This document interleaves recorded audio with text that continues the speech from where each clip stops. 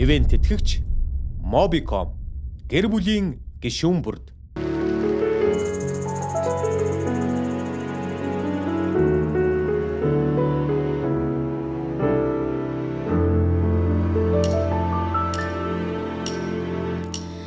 Наран жаргахтаа дулаахан илчээ нон алга болдоо тэхэд хүлэн носон тэр илчиг борохаяа хүсээгүй өдөр ихээр дусалдаг гэхдээ дуртай зөөлөн тэр баранд миний ертөнц чамайг илчээр дутахгүй